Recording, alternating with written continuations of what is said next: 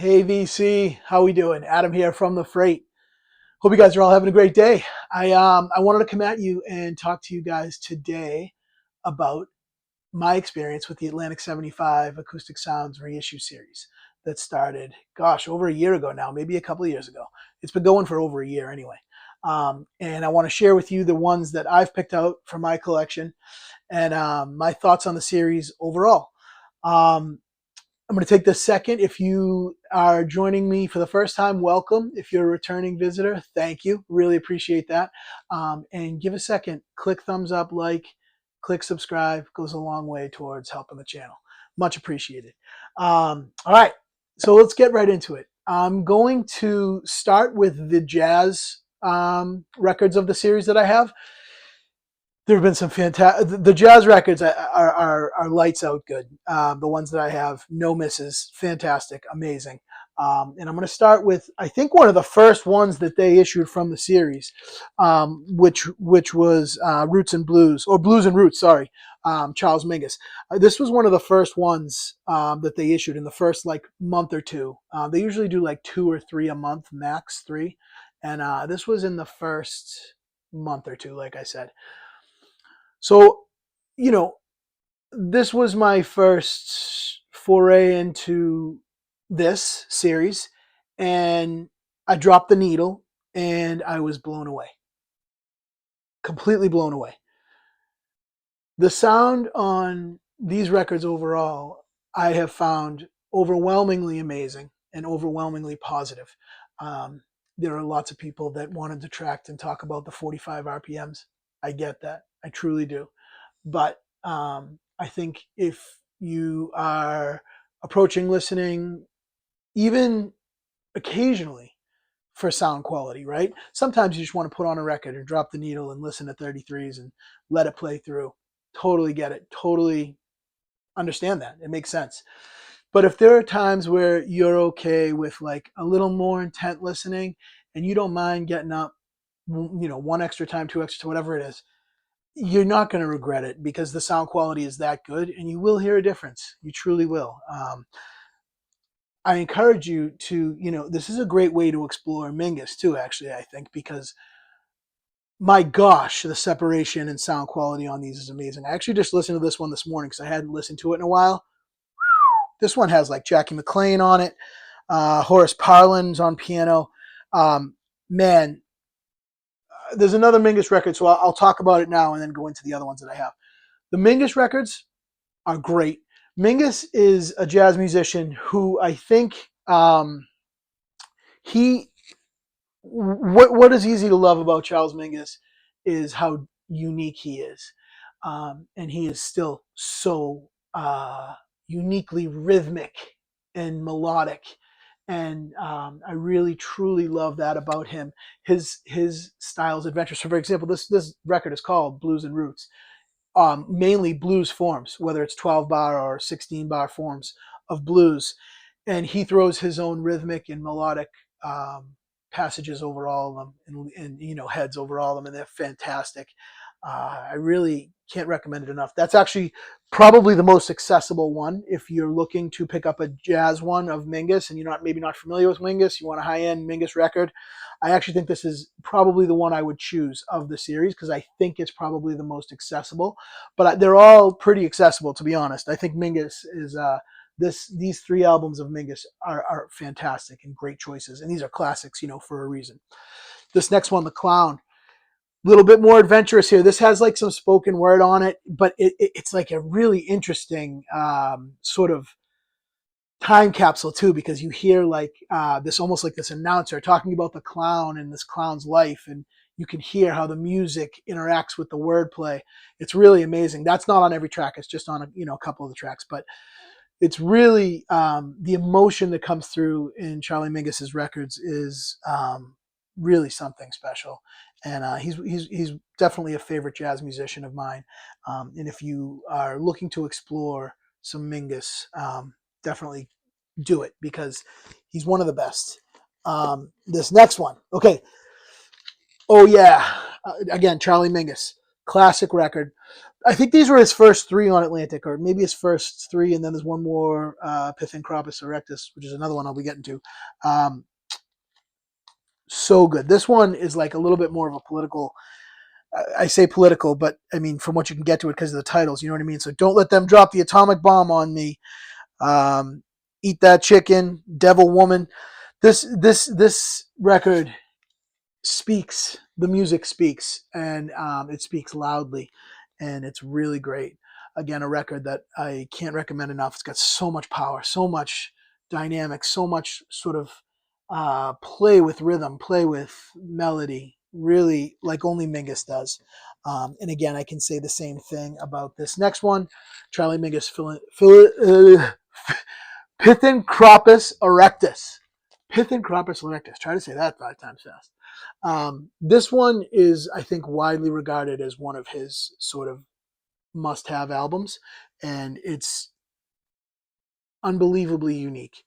The music on here is powerful. Again, the way he plays with rhythms and melodies is like only he can do. Fantastic classic album. Okay. Next, of course, Mr. John Coltrane. My favorite things. So this is Coltrane had a few records on Atlantic. This record is wonderful. I listened to this again recently just to sort of refresh my ears on the sound quality of it. Lights out. This series is lights out. The jazz on this, I can't imagine them sounding better. I just can't. It cannot enter my mind. I don't have other copies to compare these particular ones to. However, I have other Coltrane records. None of them sound this good. I have other Mingus records. None of them sound as good as the Atlantic 75 series. Really, I can't imagine them sounding better. This is wonderful because this captures Coltrane, my favorite things. This captures Coltrane in my mind in a place that I really love when he sits in this place. When he sits in songs with sort of established, beautiful melodies. And then, obviously he's playing those with the insane musicians that are around him who are amazing. And he's taking those melodies to the John Coltrane places. That's what I love. That's what I truly, truly love. Everyone loves different types of music for different reasons. That's one thing that I love about John Coltrane. When he goes further down his career and he's exploring the outer limits of everything, that's what makes him John Coltrane too. I mean, it's amazing. That's not necessarily what I most connect to. However, I truly love hearing John Coltrane play things like this. Really love it. And I think it's probably the reason why I love this next one so much, the same kind of reasons. John Coltrane blues. Coltrane plays the blues. Again, I love the blues. I'm a blues enthusiast. I love the form. I love the expression. And to hear Coltrane attack blues 12 bar, 16 bar, 24 bar, whatever it is, to hear him go at it on a form, blues form, is something super special, and can't can't express how much I love this enough. So those are the jazz series, the jazz records from the series that I have. There's a couple I don't have. I don't have Giant Steps, and I don't have Bags and Train. Not really for any particular reason other than I just don't. This is probably a good time to give you a little break, just real quick, before I go into sort of the rock pop section of the collection with the A75, to tell you about the Atlantic 75 series. If you don't know, just really quickly, the Atlantic 75 series. Chad Kassam got together with the heads of Atlantic, talked about 75 records and celebrating the 75th anniversary of the label. Talked about doing, I believe, 75 records that are the sort of most seminal or the most important to the label and to culture, to music culture and music overall. And they've picked these records. So I took that as, okay, number one, for the most part, trust Chad's picks and records. I mean, the guy knows what he's doing. I have similar taste in music to him. I know that because I've taken his recommendations before. He's talked about records and music that I already knew and loved in the same way that I would talk about it. So I can tell that we are musically on the same page. So I tend to trust what Chad talks about as far as genres go. There was records on this that I bought for the first time from the Atlantic 75 series, and I don't regret a single one of them. And I'm gonna get into it here. So now here's more of like the sort of pop rock kind of soul offerings that they have from the Atlantic 75. And this is in no particular order, but I will go through it. So we have two Bad Companies here that have come out so far. Straight Shooter and the Self-Titled.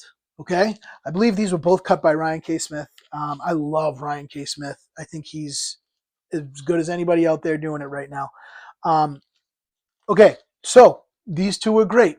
I'm going to bring up my first in one of maybe very few kinds of, I don't even want to call it an issue. I just want to call it maybe slightly below expectation. This Bad Company, the Self-Titled, I think sounds really great, but something about it maybe just doesn't blow me away like I thought it was going to, because the music on this record, as I'm sure a lot of you know, on the Self-Titled Bad Company, is amazing. Top to bottom, this record is just musically amazing. The songs on it are fantastic. It doesn't hit as much as I wanted it to hit. I think this one sounds better, in my opinion. Just my opinion. This is, tell me your opinion if you share, if you see it differently. I actually think Straight Shooter has some of those things that I'm wanting. A little bit more impact, maybe. Just my 2 cents. Still wonderful. Probably as good as I've ever heard it. I do think it still beats the original. I have an original. But yeah, I have two of the Bad Companies, and they're doing a few more Bad Companies too. I know that's one of the ones coming up in the next week too. Okay, this one was such a fun listen. INXS Kick. I am so glad they chose this. I have such fond memories of this record. When I was a kid, my sister, she's 6 or 7 years older than me, and I remember her having this record in the 80s. And I remember hearing it played a lot and loving it. And this was huge. I mean, there was like 5 songs off this that were on the radio nonstop. You couldn't get away from it, and it's fantastic. Never Tear Us Apart. God, what else? Guns in the Sky, New Sensation, Devil Inside, Need You Tonight. This record's awesome, and I never heard it sound this good ever. This is awesome. Super high fidelity. It's got that 80s high-end thing going on, not in a bad way, just in an awesome way. And if you like this record, this would actually be, if this is one you're familiar with and you think you want to try one out that you're familiar with, go for it. I do not think you'll regret it. Really great record, INXS Kick. Okay, this next one. You may have heard me talk about this before. This is a record that I had bought a couple of the Atlantic 75s. This was probably in like the 4th or 5th month that these came out, maybe, this particular one. And I had a few, and I'm like, these are really good. They sound really good, and I want to know why Chad's picking these and Atlantic's picking these, and I want to know why they're awesome. I had not heard this full record before, ever in my life. Hall & Oates, Abandoned Luncheonette.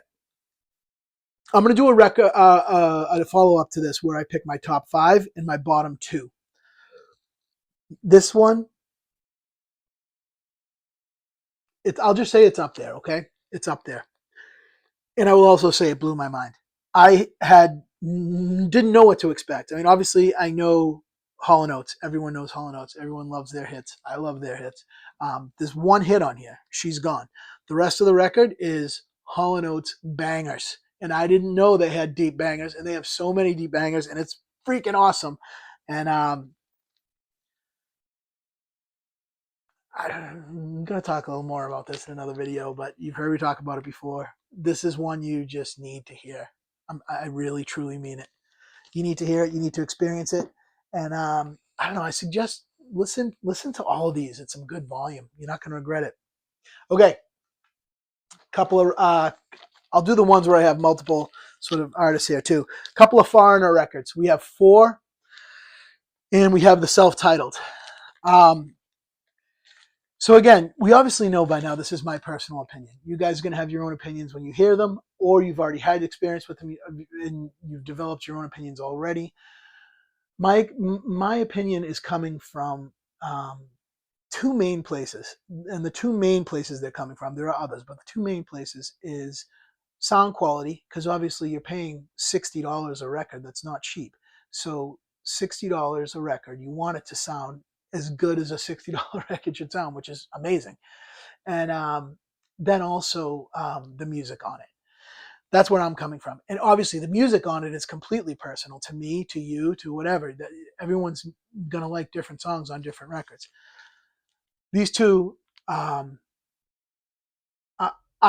have heard Foreigner many times. I have them on, probably most on CD and probably tape going back. And obviously heard them 1,000,001 times on the radio like everyone else. I never knew their music sounded so good. The first one, okay, so 4 in the self-titled. I'm going to put 4 down for a second. 4 is great. It's fantastic. You won't regret buying it. If that's your favorite Foreigner album, buy it. Don't even, just do it. I want to talk about this one for a second, the self-titled.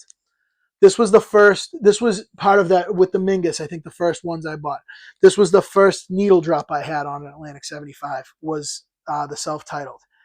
And so if you know this record, you know the first song feels like the first time, right? So, all right. And this is how I got my wife on board too. She's a music fan, but she's not like obviously not a collector and whatever. And I'm like, hey, Stace, her name's Stacy. I'm like, let's buy a couple of these. Let's try them out. They're supposed to be really awesome, high end. And then let's see if we can hear the difference, and getting her on board. And she was all for it. So, and she likes Foreigner, so she was on board. So we dropped the needle, turned it up. Down, down, down, down, down. It feels like the first time. Oh my God. You get that bass drop. It sold me on the series. I will say that this needle drop absolutely sold me on the series. And it was fantastic. Never heard this sound this good. I didn't even know Foreigner could be audiophile. But holy smokes, they are. And the self-titled, yeah, do it. Just freaking do it. Really good stuff. Okay, a couple more here of the same artist. Mr. Dr. John. 2 fantastic records here. One I like more than the other, not because of sound, or they both sound amazing, but just because I like the music on this one better. So we have In the Right Place, and we have Gree over here. They both sound cool. It's just they're 2 very different records. Gree is like has a lot of soundscape stuff. This is earlier, okay? So this is, I want to say, late 60s. So this is a lot earlier, not a lot earlier, but earlier than this one. And it has a little bit more sort of experimental type stuff going on. But man, the soundstage on this is wild, just wild. All these crazy percussions and sounds coming from everywhere. Amazing, amazing record. This one is a favorite. This one is a favorite, and this one, the sound quality is off the charts, and the music is off the charts. Fantastic record. Cannot recommend this particular one enough. Really love it. You might see that one in my top 5. Just a little hint. Here's 2 more of the same artist. Mr. Phil Collins, of course. We have Face Value, and we have Hello, I Must Be Going. I of course I like Phil Collins, and of course, but he's not like a must-have artist for me. I bought these because I knew they were going to sound amazing, and they do. They sound really great. So Hello, I Must Be Going. The big hit off this one is which one is it? It's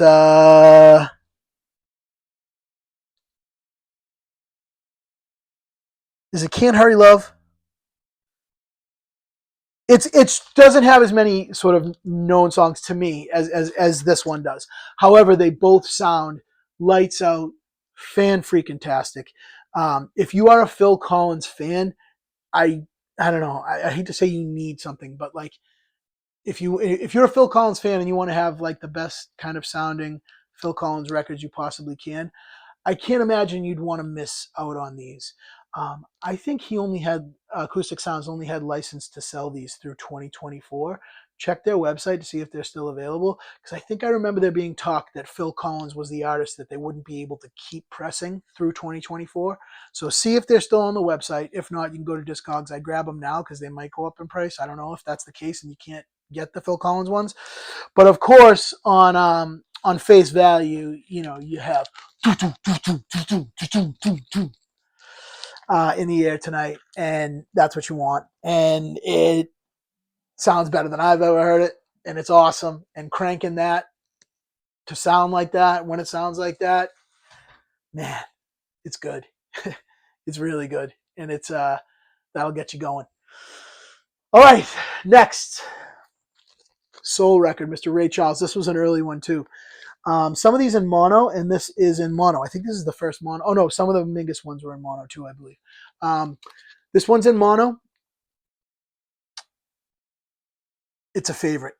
It's an absolute favorite. The music on here is fantastic, and the sound on here is fantastic. And I think maybe some people are like, "Whoa, mono? How could that sound like audiophile?" Let me tell you, it absolutely does. I got a woman on here. Huge hits. There's a ton of music on here. There's a ton of songs packed on these two discs, and to hear Ray Charles slamming through these R&B songs, just pioneering soul music, rock and roll, being the leader of the pack, and hearing it sound this amazing, deep, and pristine is really special. Hearing his voice, man, what a voice on him! And yeah, this is a favorite. This is an absolute favorite, and one that if you're into Ray Charles, I would consider. Again, I don't know that I've ever heard him sound this good. All right, next one. Another favorite, shall we say? How many favorites am I going to have? We'll see when I get to my top 5 video. Okay, Willie Nelson, Shotgun Willie. I want to talk about this for a brief second. I am not a country music person. It's not that I don't like it, but I don't love it. And it's not something I seek out. I thought about, at this point, this came out a few months back, I would say. So at this point, we were sort of well into the Atlantic 75 series. And we were well into me establishing my trust with the series. We were well into me loving pretty much everything that they were putting out and that I liked musically.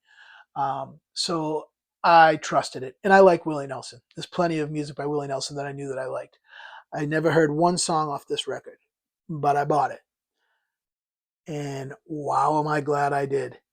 This record, I think I said it before in a previous video, this record is like a funk soul country record disguised as a country record. From the first notes, it's just bouncing. That bass is bouncing. The rhythm section is grooving. Willie's voice in this, oh my God, his voice on this record, the way that they captured it, whew, unbelievable. The space that his voice lives in is wild, absolutely wild. I cannot recommend this enough. At the end, the last song is A Song for You. That is worth the price of admission alone. Just to put on A Song for You and turn it up and sit back. Oh my gosh, to hear that song in this high quality, yeah, it's good. That's a favorite. Okay, this one, mono record, The Exciting Wilson Pickett. Okay, I heard some people talk about this record when it came out, I don't know, maybe 5 months ago, and said that they had some clipping, they heard some distortion, or just didn't like the way it sounded. My copy sounds great. The way it sounds on my system is great. I have a mono cartridge that I use for mono records, and I do think it makes a difference. I don't know if maybe some of those people did or didn't have a mono cartridge. I'm not really sure. Here's what I'll say about this. I love Wilson Pickett. I love early soul music. I love early R&B music. Like, I truly love it. It's a big part of me musically, who I am.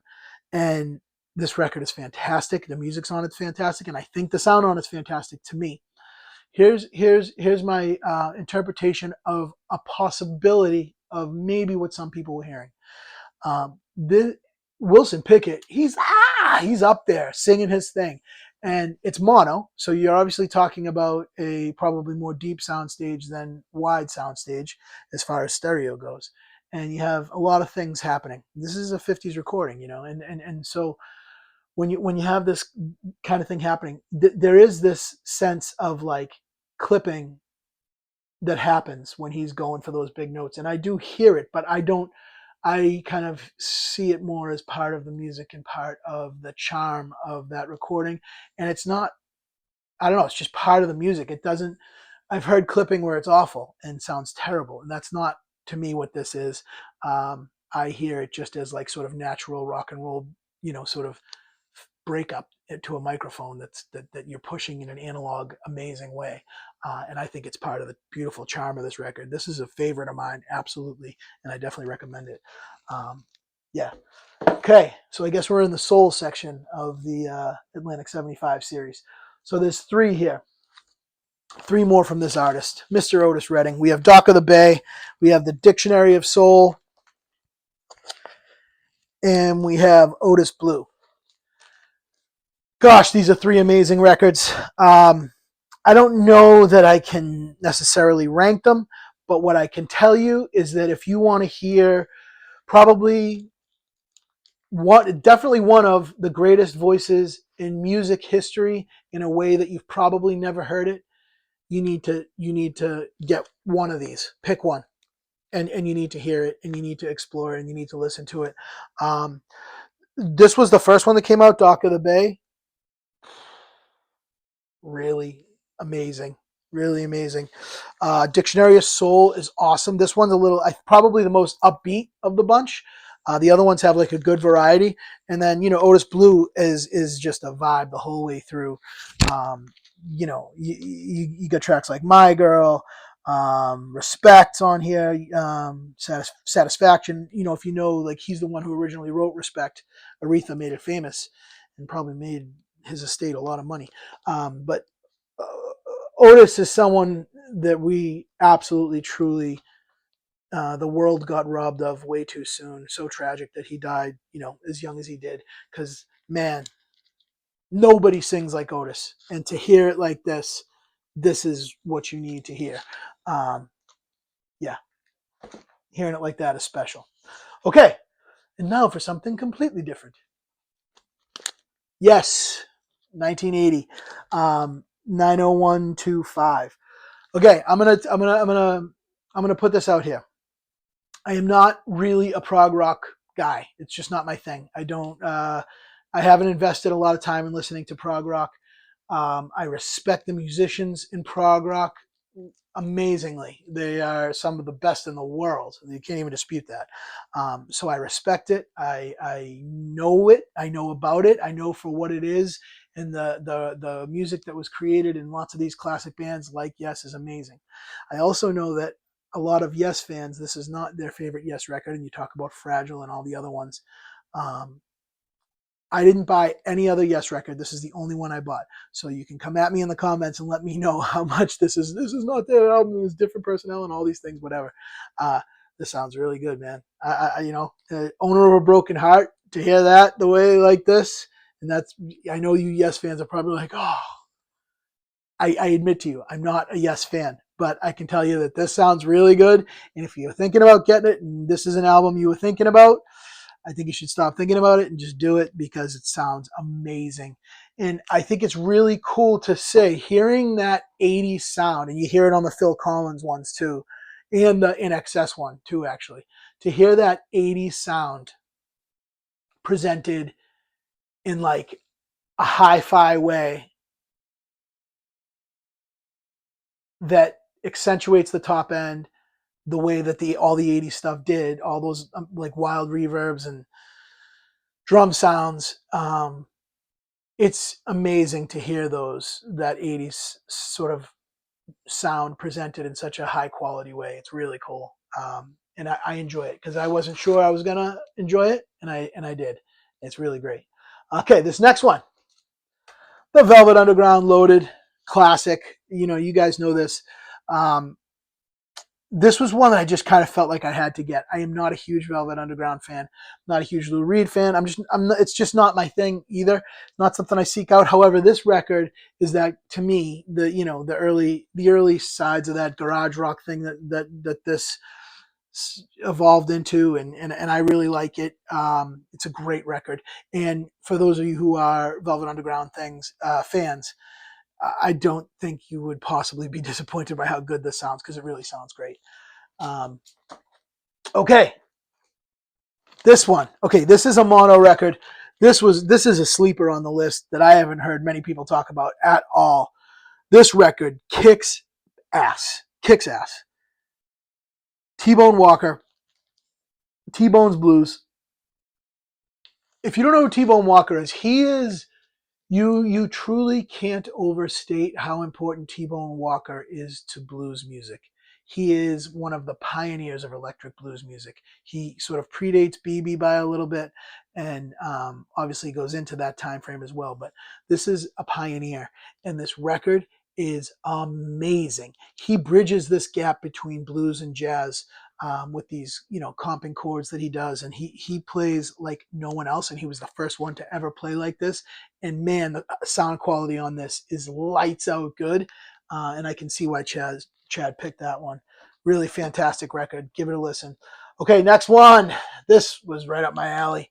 I love 90s rock and Stone Temple Pilots. Purple and Core. You got the debut here, and you got Purple, which I think is a very different record than Core. Core is very kind of, I don't like calling STP grunge. There's so much more than grunge. And STP, I think, is probably my favorite band from the 90s and that whole sort of alternative rock and roll scene. Love STP. I love their melodies. I love their song compositions. Just so much going on here that I love. These are both fantastic. Lights out records. If you like STP, I haven't heard them better. I own copies of each of these. And actually, no, I think I only have a copy of Purple. I don't think I have a copy of Core. And this one, beats it by a lot. It's great. If you're into STP, you want to explore them sounding like you've never heard them before, grab it. Okay, this next one. Actually, this is my last one. Last one in the series. I just bought this one recently, Boz Scaggs. Self-titled. This, I believe, is his second record. I'm not a huge Boz Scaggs fan. I appreciate him and his music, but it's not someone that I ever seeked out. I wasn't familiar with this record other than the last song on this record that has its own side, Loan Me a Dime. On that record, Duane Allman plays guitar in it and slide guitar. It's like a, I don't know, 7-minute song, 8-minute song, something like that, maybe even more. It might even be 10 minutes. It's like a crazy long song. Has its own side on this. That was worth the price of admission for me alone. And the whole record actually is fantastic. And hearing, his Boz Scaggs is a great voice. And this is a sort of laid back record, got good vibes on it. Sounds amazing. But man, Loan Me a Dime, Duane Allman, ripping for like 8 minutes, 10 minutes, whatever it is. That's how you play a blues song. And that right there was worth the price of admission. So in closing, I am a fan. Atlantic 75, Acoustic Sounds. I'm a fan. I'm an unabashed fan. I don't have any problem with the 45s. I don't always go to the 45s, but when I feel like hearing something awesome, yes, I will throw it on and I will listen. Even if I just listen to one record, you know what I mean? From just one side, one record, to hear some of those songs in that type of fidelity and that type of quality is worth it to me. It's not everybody's cup of tea. I totally get it. I want you to let me know what you think. Are you guys into the series? Are you into some of the series? Do you have any of the titles? Let me know which ones you have, which ones you like, what you think. And I'd love to know. All right. Let's keep the conversation going in the comments. And I appreciate you all. Like and subscribe. I will see you next time. Peace.